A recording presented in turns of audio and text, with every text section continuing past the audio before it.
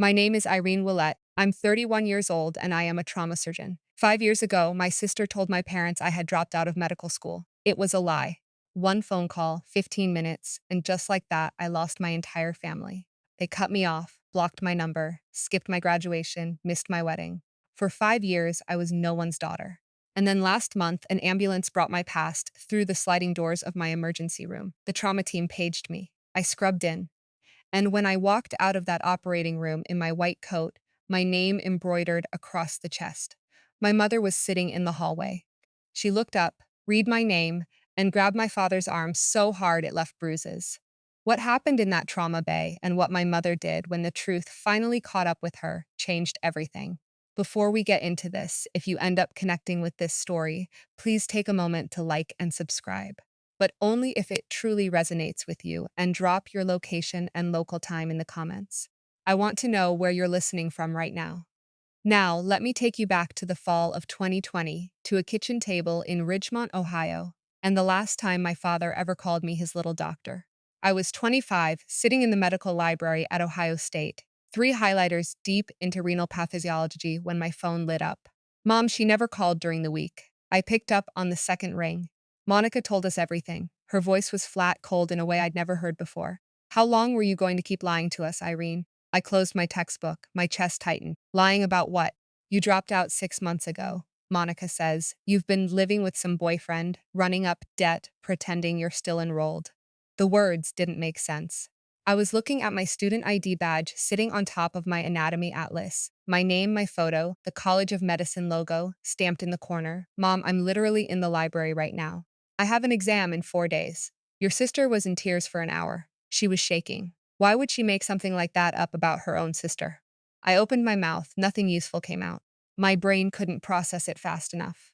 The accusation, the conviction already baked into her voice, the absolute certainty that Monica, my older sister, would never have something this enormous.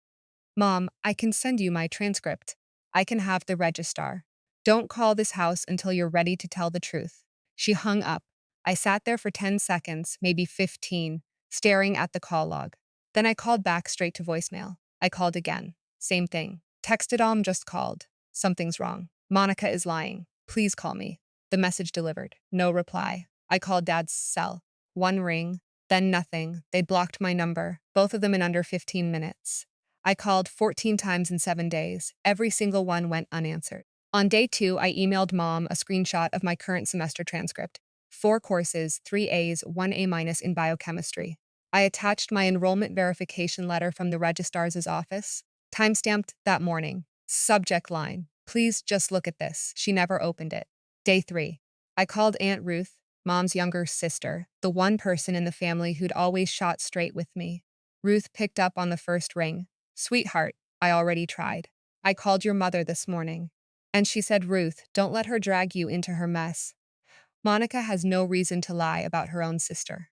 I pressed my forehead against the steering wheel of my car, parked outside a Wendy's, because I couldn't afford real food, and the library Wi-Fi didn't reach the lot. What do? You keep going, you take your exam, and when it's over, you drive home and stand in front of them. So that's what I did. I took my Step 2 clinical skills exam, the one you can't reschedule without losing an entire year of progress. And the morning after, I drove 8 hours from Columbus to Ridgemont. I pulled into the driveway at 4:00 p.m. on a Sunday. Dad's truck was in the garage. Mom's sedan was by the mailbox. I walked to the front door, knocked, waited, knocked again, rang the doorbell. I could hear the TV through the window, a football game. The volume turned up too high, the way Dad always played it. Nobody opened the door. I stood on that porch for 40 minutes. The October wind cut through my jacket. The neighbors across the street pulled their curtains shut. Then I got back in my car and drove 8 hours home. That night, I sat in my car in the parking garage under my apartment building. The engine was off. The overhead light had timed out. I called Aunt Ruth one last time. They didn't open the door, I said. She was quiet for a long time then. I know, honey. I sent the transcripts. I sent the enrollment letter. I drove 8 hours. They didn't even look through the window. I know. I wiped my face with the back of my sleeve, my throat odd from holding everything down during the drive. I can't keep begging people to believe me, Aunt Ruth. I can't keep proving I exist. Then stop, she said softly. Not because they deserve your silence, but because you deserve to stop bleeding for people who won't hand you a bandage. I opened my call log, scrolled through the last 7 days. 14 outgoing calls to mom, 9 to dad, 3 to Monica. Though she'd declined manually, which meant she saw my name and pressed the button. No missed calls coming back. Not one. I stared at that empty list for a long time. Then I locked my phone, got out of the car, and went upstairs. That night, I didn't lose my family. I realized I'd already lost them the moment they chose a comfortable lie over their own daughter. All I'd been doing for a week was trying to resuscitate something that had already flatlined. I went back to school, I studied, I passed step 2 with a score in the 93rd percentile. I matched into a surgical residency. I did all of that with an empty contact list and a savings account running on fumes and student loans. I didn't know yet what Monica had told them after I stopped calling. I wouldn't know for 5 more years. Let me walk you through 5 years in under a minute. I graduated from medical school in the spring of 2021.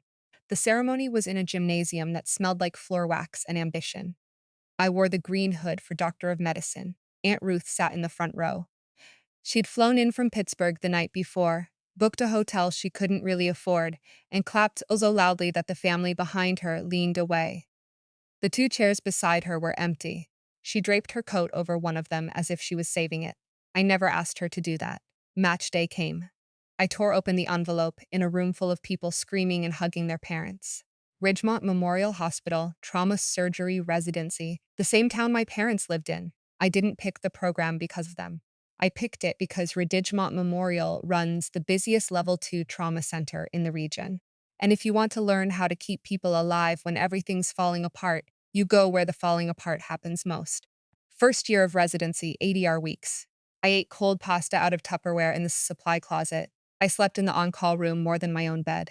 I learned to open a chest, clamp an aorta, and pack a liver in the time most people spend deciding what to order for dinner. Nobody from my family called.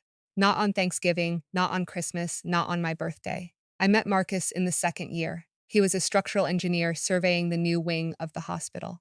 He ordered a black coffee in the cafeteria, sat down at my table because every other seat was taken, and asked me what I was reading. It was a surgical atlas, he said.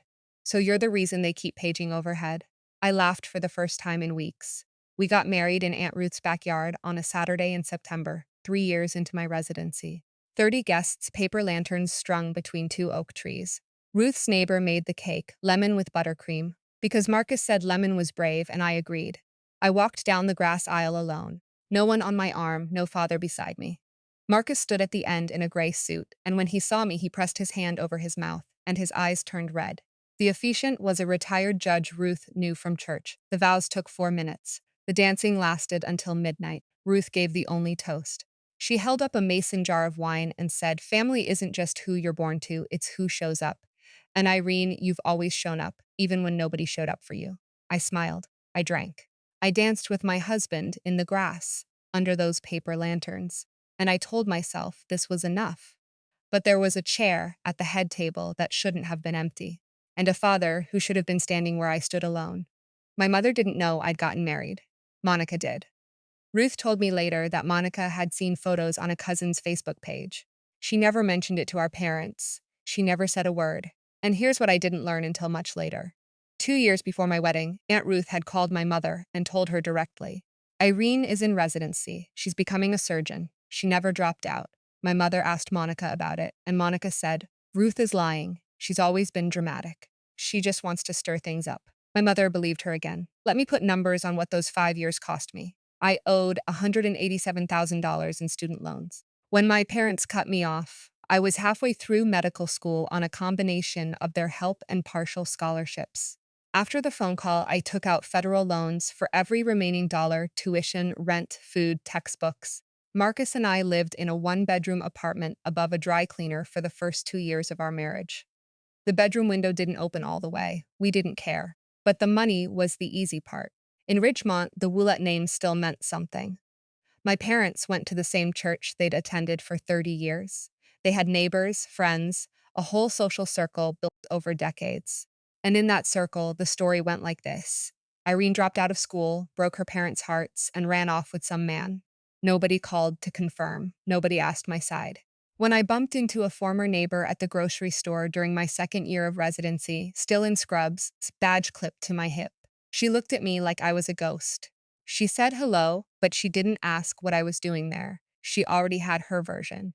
And Monica, in those 5 years, she told my parents she was a marketing consultant earning $60,000 a year. She was working part-time at a call center. She owed $28,000 in credit card debt and she'd borrowed $15,000 from my parents' retirement savings. Money, she told them, was going toward paying off Irene's debts. There were no debts. There was only Monica filling the space I'd left behind and making sure nobody looked too closely at what she was building there. I didn't know any of that yet. But the universe has a sense of timing, and its timing was about to become surgical.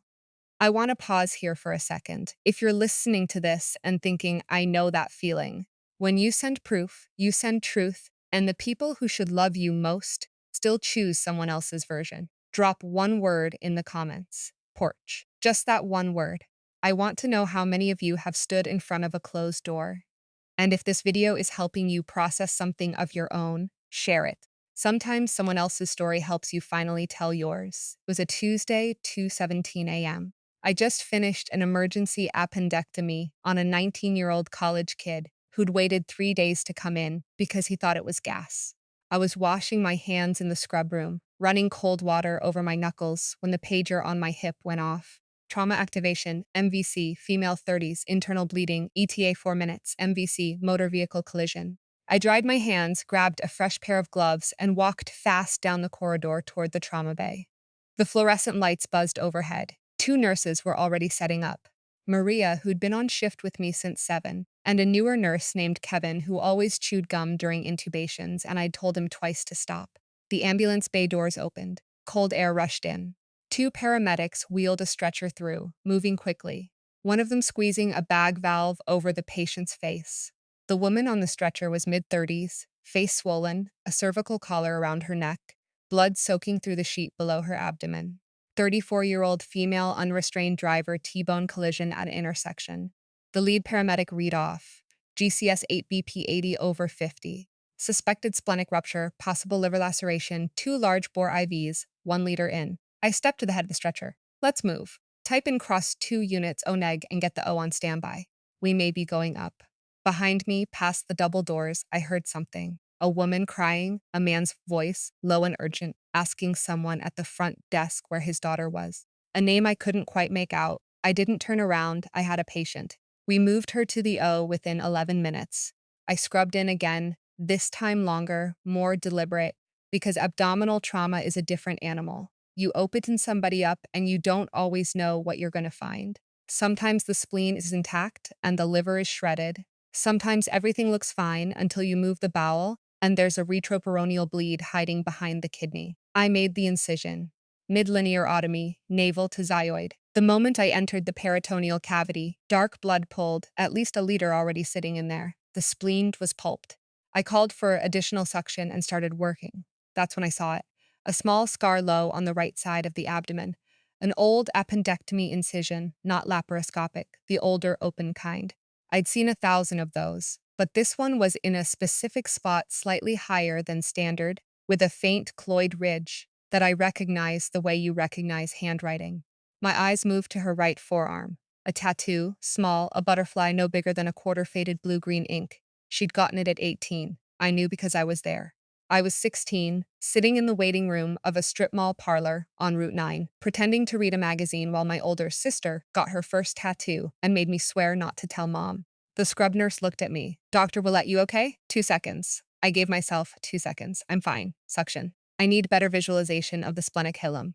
My hands found the bleeding, clamped cut, sutured. My hands didn't shake. My hands saved her. My brain screamed the whole time. But my hands just did what I trained them to do. The patient on my table was Monica. The surgery took 2 hours and 14 minutes. I removed what was left of her spleen, repaired a 3-centimeter laceration on her liver, checked the bowel for perforation, washed the cavity, placed 2 drains, and closed. The anesthesiologist kept her stable the entire time. Vitals held, blood pressure came back up, heart rate settled. I stepped out of the O at 4:47 a.m. Still in my surgical cap, gown spotted with blood, gloves in the biohazard bin behind me. My white coat was hanging on the hook outside the scrub room where I always left it. I pulled it on. My name was embroidered over the left breast pocket in navy thread. Dr. Iwelet Trauma Surgery. I walked down the hallway toward the family waiting area. My shoes squeaked on the linoleum. The hallway was empty, except for a custodian mopping near the elevator and a security guard scrolling his phone by the vending machine. They were sitting against the far wall. My mother, on a plastic chair, hunched forward, her hands pressed together between her knees. My father standing beside her, one hand on her shoulder, the other gripping a styrofoam cup he hadn't drunk from. His hair was grayer, her shoulders were smaller. 5 years had carved lines into both of them that I hadn't been there to watch form. I stopped 3 feet in front of them. Family of Monica Willett. My mother looked up. Her eyes went to my coat first, the name, the title, then up to my face. I watched her pupils widen. I watched recognition land like a physical blow. She grabbed my father's forearm. Both hands squeezed so hard her knuckles went white. 5 seconds of silence. Only the heart monitor down the hall. Only the fluorescent hum. Irene. My father's voice cracked on both syllables. Monica is out of surgery. We removed her spleen and repaired a liver laceration. She's stable but critical. The next 24 hours are important. I delivered the update the way I deliver every update. Clear, calm, because that's who I became in the 5 years they weren't watching. I called Aunt Ruth from the scrub room at 5:03 a.m. I'd gone back in to file my post-op notes and write a conflict of interest disclosure for the chief of surgery. My hands were steady on the keyboard. The rest of me was somewhere else entirely. Ruth picked up on the first ring the way she always does. Her voice was thick with sleep. Irene, what's wrong? Monica was in a car accident tonight. She's at Ridgemont Memorial. I operated on her. A long breath. Then you saved her. She had a ruptured spleen and a liver tear. She's in the ICU. She's alive, Lord. I heard Ruth sit up in bed, heard the creak of the mattress, the click of a lamp. And your parents? They're here in the waiting area. They saw me. Another pause. How bad was it? The surgery went well. How bad was the look on your mother's face? I closed my eyes. The scrub room was cold and smelled like iodine. The fluorescent light above the sink flickered every 8 seconds. I'd been counting. She grabbed Dad's arm like she was drowning. I'm on my way. 3 hours. Ruth, you don't have to. Monica is my niece, too, and you shouldn't be alone in that building with them. Not yet. I heard a closet door open. A zipper. She was already packing. Irene, you just saved the girl who destroyed your life. Don't let anyone in that hospital forget it. I didn't save my sister, Aunt Ruth. I saved my patient. I know, baby. That's exactly why it matters. She hung up. I sat in the scrub room for another 3 minutes, staring at the conflict of interest form on the screen. Then I submitted it, poured a cup of burnt coffee from the machine in the hallway, and went back to work. Ruth was bringing something with her. I didn't ask her to. She'd kept it for 5 years. A folder of printed emails I'd sent my parents the week they cut me off. The transcripts, the enrollment letter, every piece of proof they said they never received. My father stood outside the ICU glass for a long time that morning. I know because the charge nurse, Linda, told me later. She said. He pressed his forehead against the window and watched me check Monica's vitals, adjust her IV rate, speak with the overnight nurse about drain output. He watched me write notes in Monica's chart, answer a question from an intern point to something on the monitor. He watched me work the way you watch someone you're trying to recognize. Linda said he stood there for almost 20 minutes before his wife pulled him back to the waiting chairs. And as he sat down, he said something that Linda overheard because the ICU hallway carries sound like a tunnel. She's a doctor. She's a real doctor. My mother said, Monica said, and my father did something he almost never did. He cut her off. Monica said a lot of things. It was the first crack, small, like a hairline fracture in a load-bearing wall. You don't hear it, but everything above it shifts. My father sat in that plastic chair and did the math I imagine he'd been avoiding for 5 years. 2 years ago, Ruth called and said Irene was in residency, a surgeon. They asked Monica. Monica said Ruth was lying, stirring up drama, and they believed her because believing her was easier than the alternative. The alternative meant that they'd thrown away the wrong daughter. Down the hall, a nurse from the night shift was talking to a day shift tech near the coffee station. I wasn't trying to listen, but hospitals are echo chambers. Dr. Willett, she's one of our best chief resident last year. She's the one who stayed triple overnight during the pileup on I-71 last Christmas. My father was close enough to hear every word. I know because Linda saw him close his eyes. Monica opened her eyes at 9:15 the next morning. I wasn't in the room. I was down the hall finishing morning rounds, but the charge nurse paged me with a simple note. Your patient in 4 is awake. Family is present. My patient, not my sister. In this building.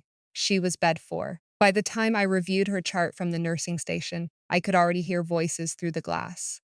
Monica's voice, weaker than I remembered, rougher from the intubation tube, but unmistakable. She always did sound like someone who expected to be listened to. My mother was explaining the accident. Monica had been driving home from a friend's house, ran a red light, maybe fell asleep, maybe checked her phone. A pickup truck hit the driver's side at 40 meters an hour. She'd been unconscious when the paramedics arrived. A surgeon saved you, my mother said carefully. I noticed she didn't use my name. Monica asked for water. Someone gave her ice chips. Then she saw the chart on the bedside table, the one the night nurse had left face up, her surgeon's name printed across the top in block letters. Dr. E. Willett. I watched through the glass as Monica stared at that name. Her jaw tightened. Her eyes moved to the door, then to our mother, then back to the chart. Well, she said, good for her. She became a doctor. She set the chart down. That doesn't change what she did to this family. There it was, the same playbook. 5 years of silence, a ruptured spleen, my sutures holding her liver together, and her first instinct was still to rewrite the story. My father was standing at the foot of the bed. I saw his hand grip the railing. What exactly did she do, Monica? I shouldn't have been watching. I had other patients, other charts, other responsibilities. But I stood at the nursing station with Monica's post-op orders in my hand, and I watched through the glass because some part of me needed to see whether 5 years had changed anything inside that room. It hadn't. Monica shifted in her hospital bed, IVs in both arms, surgical drains running from her abdomen into collection bulbs pinned to the sheets. She abandoned us, Dad. 5 years, no calls, no holidays. She never called because we blocked her number. Monica. My father's voice was louder than I'd ever heard it in a hospital. The nurse at the station outside, Linda, looked up from her screen. Because you told us to. I was protecting you. 2 years ago, Ruth called and said Irene was in residency, a surgeon. You told us Ruth was lying, that she was just trying to cause drama. 2 rooms down, a patient's wife looked up from her phone. A respiratory therapist carrying a ventilator circuit paused in the hallway. Sound travels in an ICU. Curtains aren't walls. Monica's monitor beeped faster. Her blood pressure ticked up. I could read it from outside the glass. 148/92. Not dangerous, but climbing. Fine, Monica said. Her eyes glistened. The tears came on cue. The same practice shimmer I'd seen 100 times growing up. She's a doctor. Great. But she's the one who walked away from her family. She drove 8 hours to our front door. Dad's hand was on the bed rail, knuckles white. We didn't open it. My mother reached for Monica's hand. Don't upset your sister. She just had surgery. Dad looked at Mom. She had surgery from the daughter we threw away. Think about that. The heart monitor beeped. The IV dripped. And Monica, for maybe the first time in her adult life, had no script for what came next. Monica has always been loudest when she's cornered. It's a survival reflex. When the walls close in, she doesn't get quiet. She performs. She raised her voice just enough to carry past the glass partition, past the curtains, past the half-open door into the hallway where 2 nurses, a patient transport aide, and a resident I'd trained last year were all within earshot. She abandoned her own parents for 5 years, didn't call on Christmas, didn't call when Dad had his knee surgery, and now she's playing hero because she happened to be on shift.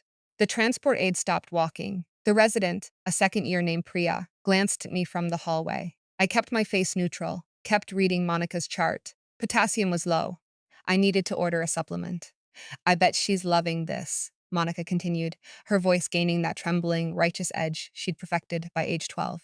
Finally gets to be the good daughter. Finally gets her moment. My mother started nodding.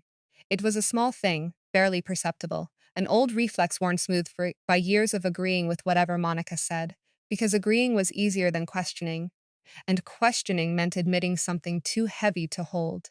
The nurses at the station knew me. Linda had worked with me for 3 years. Maria had held retractors during my first solo splenectomy as chief resident.